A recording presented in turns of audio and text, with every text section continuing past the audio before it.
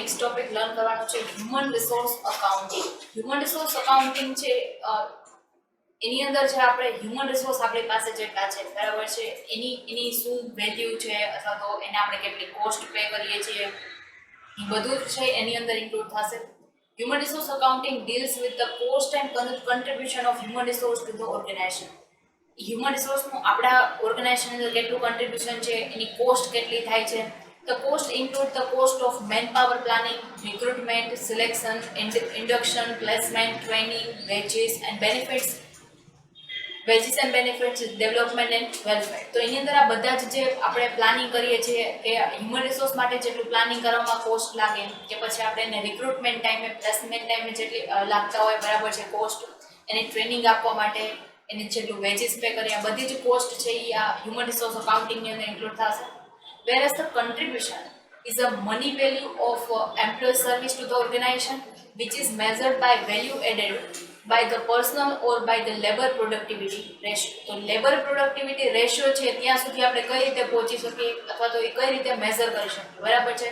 તો કન્ટ્રીબ્યુશન છે એ આપણી એક મની વેલ્યુ છે કે જે ઓર્ગેનાઇઝેશનને એના ગ્રોથમાં હેલ્પ કરશે બરાબર છે.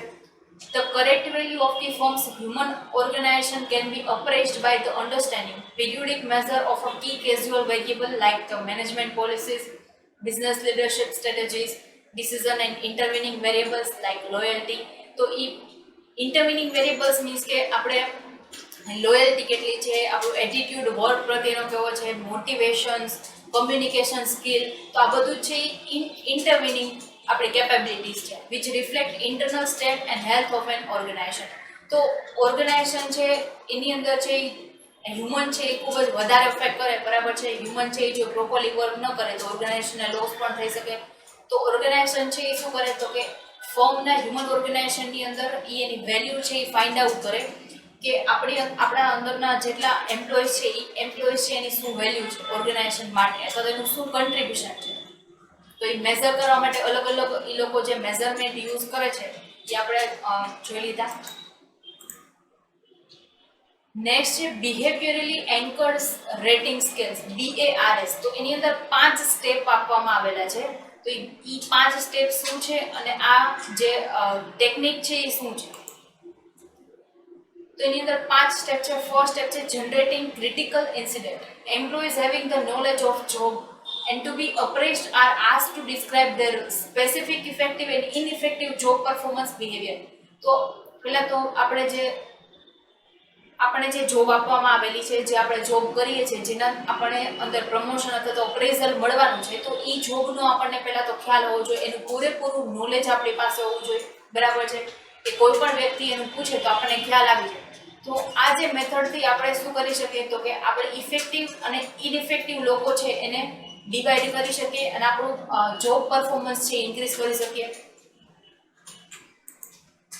નેક્સ્ટ છે ડેવલપ ધ પરફોર્મન્સ ડાયમેન્શન. તો પરફોર્મન્સ ડાયમેન્શન છે એ ડેવલપ કઈ રીતે કરી શકીએ તો કે આપણે જે પરફોર્મન્સ જે લેવલ ઉપર કરીએ છીએ અથવા તો જે ઇફિશિયન્સીથી કરીએ છીએ એને ડેવલપ કરવું પડશે બરાબર છે. તો જ આપણે આપણી જે યુટિલાઇઝેશન છે એ પ્રોપર કરી શકશું.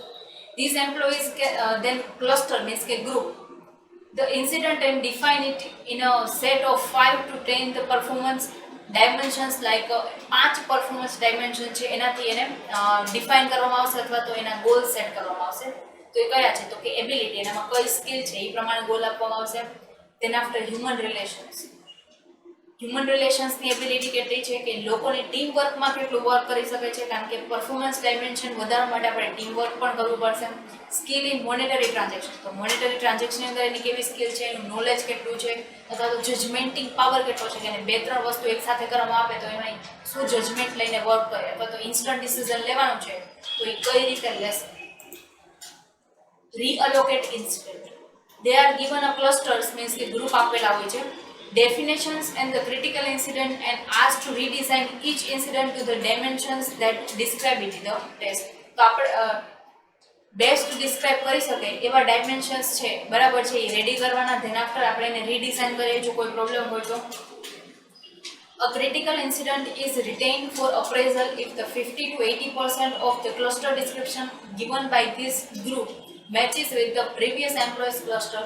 ડિસ્ક્રિપ્શન. તો પ્રીવિયસમાં જો એને એવા ગ્રુપ ડિસ્ક્રિપ્શન આપેલું હોય, ક્લસ્ટર ડિસ્ક્રિપ્શન આપેલું હોય, તો એને કરંટ સાથે મેચ કરવામાં આવશે. ધેન આફ્ટર એના ઉપરથી આપણે ઇવેલ્યુએશન કરશું અને આપણે એના ઉપરથી રિપોર્ટ કાઢી શકીએ કે એનું પરફોર્મન્સ કેવું છે.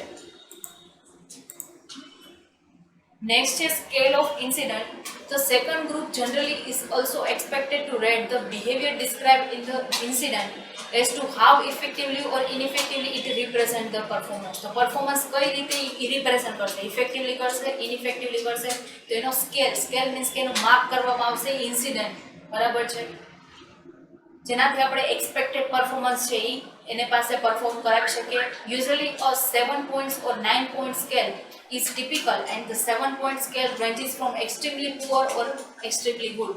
બરાબર છે, તો એને પોઈન્ટ્સ આપવામાં આવશે, એનાથી એને ડિટરમાઇન કરવામાં આવશે કે એ કેવું પરફોર્મન્સ કરે છે. એને એક્સ્ટ્રીમલી પુઅર પરફોર્મન્સ છે, એક્સ્ટ્રીમલી ગુડ પરફોર્મન્સ છે, એ અલગ અલગ પોઈન્ટથી 7 or 9 પોઈન્ટ્સ જેમ આપવામાં આવેલા છે એનાથી એ ડિટરમાઇન કરવામાં આવશે. નેક્સ્ટ છે ડેવલપ ધ ફાઇનલ ઇન્સ્ટ્રુમેન્ટ. તો મેઇન જે લાસ્ટનું આપણે ઇન્સ્ટ્રુમેન્ટ છે કે જેનાથી આપણે પ્રમોશન વાળો ડિસિઝન લેશું, તો ફાઇનલ ઇન્સ્ટ્રુમેન્ટ રેડી કરવાનો છે. A subject of incidents usually 6 or 7 પર ક્લસ્ટર. એક ગ્રુપ પ્રમાણે 6 થી 7 ઇન્સિડન્ટ મીન્સ કે 6 થી 7 એના પોઈન્ટ્સ છે ડિસાઇડ કરેલા હોય છે. Are used as a behaviour anchors for the performance dimensions. બરાબર છે, તો ફાઇનલ ઇન્સ્ટ્રુમેન્ટ રેડી કરવામાં આવશે, ધેન આફ્ટર એના ઉપરથી ડિસિઝન લેવામાં આવશે. એમાં અલગ અલગ મેરિટ્સ આપવામાં આવેલા છે. તો મેરિટ્સ છે the critical incidents along the scale help to clarify what is meant by extremely good performance to poor performance, thereby providing the clean standard of the performance. તો આપણે પરફોર્મન્સ જે કરીએ છીએ એક્સ્ટ્રીમલી ગુડ છે અથવા તો extremely bed છે, એ આપણને આ મેથડ ઉપરથી ખબર પડી જાય, તો એ આપણા માટે મેરિટ છે. નેક્સ્ટ છે it may be more useful in providing the feedback to the employees appraise. Employee છે એને ફીડબેક આપવામાં આવશે, બરાબર છે, કે એ પ્રોપરલી અપ્રેઝ કરી શકશે કે નહીં, અથવા તો વધારે યુઝફુલ છે કે નહીં. Systematic clustering of critical incidents into 5 or 6 performance dimensions helps in making dimensions more independent of one another. તો 5 થી 6 પરફોર્મન્સ ડાયમેન્શન્સ છે એ કરવામાં આવશે કે જેનાથી એને ખ્યાલ આવે કે સિસ્ટમેટિક ક્લસ્ટરિંગ અથવા તો સિસ્ટમેટિક જે ગ્રુપ બનાવે છે એ કેટલું ઇફેક્ટિવ છે કે નહીં, અથવા તો એ ગ્રુપની અંદર બધા લોકો એકબીજાની ઇન્ડિપેન્ડન્ટ નથી, એકબીજાની માનો કે ડિપેન્ડન્ટ પણ એવું હોય તો પણ થઈ શકે, એકબીજાના એ લોકો સજેશન્સ લઈ શકે, બરાબર છે. તો આ ડાયમેન્શનની અંદર એ લોકો ઇન્ડિપેન્ડન્ટ પણ હોય છે, જેનાથી માનો કે એને ઇન્ડિવિજ્યુઅલ વર્ક આપવામાં આવે તો પણ એ પરફોર્મ કરી શકે.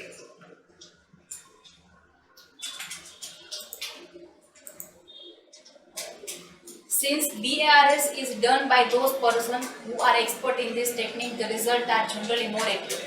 બરાબર, આનું રિઝલ્ટ ખૂબ સારું હોય છે, બટ જે લોકોને એક્સપર્ટાઇઝ હોય આ મેથડની અંદર એ જ લોકો આ વસ્તુ છે ઇમ્પ્લિમેન્ટ કરતા હોય છે. This method is independent of bias or influences of the rater. તો આની અંદર પણ ઇન્ફ્લુઅન્સ છે બાયરનું બાયસ નહીં થાય, અથવા તો રેટર છે એ પોતાનું ઇન્ફ્લુઅન્સ છે એ નહીં કરી શકે.